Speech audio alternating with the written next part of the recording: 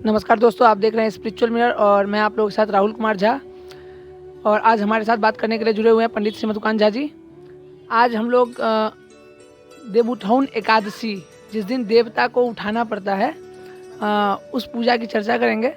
तो आइए पूछते हैं पंडित श्री मधुकांत झा जी से, ये देवउठाउन एकादशी क्या है और इस पूजा का नाम ऐसा क्यों है?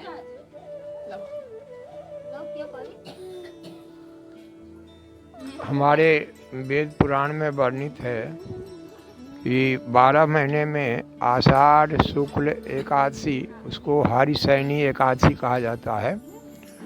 अर्थात भगवान श्री विष्णु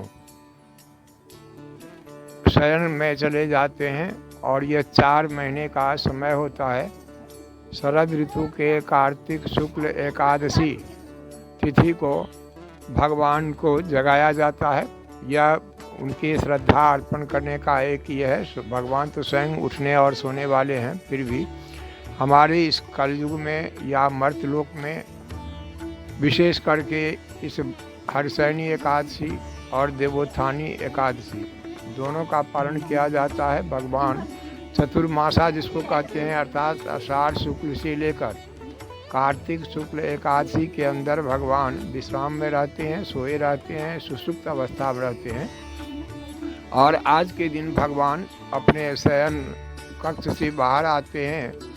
उनको हम लोग अपने ईश्वर के प्रति आस्था के रूप में भगवान को जगाते हैं। उनसे कहते हैं, हे प्रभु, अब शरद ऋतु भी जा रहा है और आज एकादशी व्रत है, अब आप नींद को तोड़िए और हम भक्तों का कल्याण कीजिए।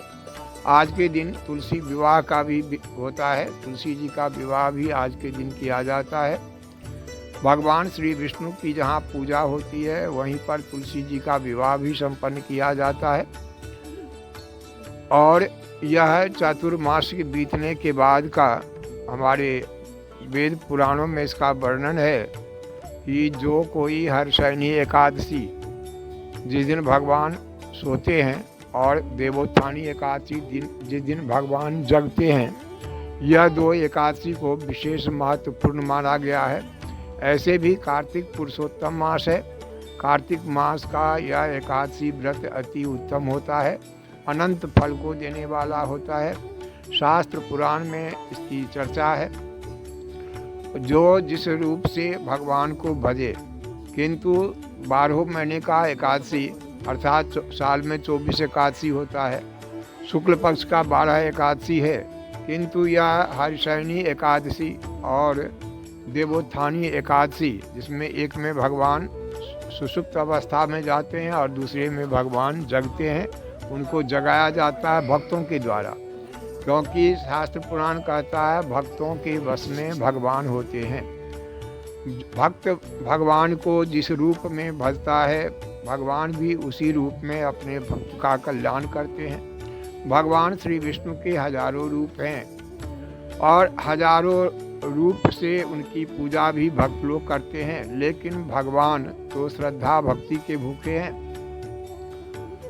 भावो मिच्छन्ति देवता, अर्थात देवता को, जो देवता हम पालन पोषण करता है, संहार करता है, जो समस्त सृष्टि को देखता है, सबकी रक्षा करता है, उसको हम क्या दे सकते हैं? केवल मात्र हमारे मन का उद्गार, हमारे मन की श्रद्धा शक्ति को ही हम भगवान में अर्पण करते हैं कि हे भगवान, पत्रम पुष्पम फलम तोयम यो में भक्त्या प्रयच्छति। भगवान ने कहा था अर्जुन से कि पत्रम पत्ता, पुष्पम फूल, फलम फल, तोयम जल, धूप दीप, अर्थात 2 तरह की पूजा होती है, पंचोपचार पूजा, षोडशोपचार पूजा, जिसकी चर्चा इससे पहले भी की गई है। तो भक्त जिस भावना से भगवान को भजता है, भगवान के प्रति जैसी श्रद्धा अर्पण करता है, भगवान की कृपा उसी तरह से भक्तों पर होती है। भक्त के बस में भगवान हैं, यह हमारे वेद पुराण शास्त्रों में चर्चा है। और उसी भक्ति को अर्पण करने के लिए आज के दिन भक्तगण इस देवोत्थानी, जिसको देवोत्थान एकादशी कहते हैं, तो यह देवोत्थानी एकादशी करते हैं और एकादशी व्रत करके फिर उनकी आराधना करके शाम के समय भगवान को जगाया जाता है ताकि भगवान जगें।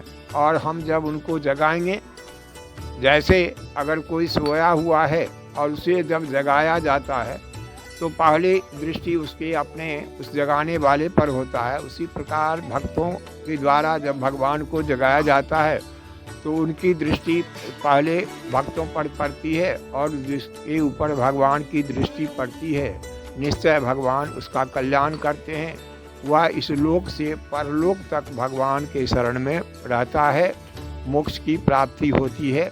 इसीलिए प्रत्येक वर्ष यह हर्षायणी एकादशी और देवोत्थानी एकादशी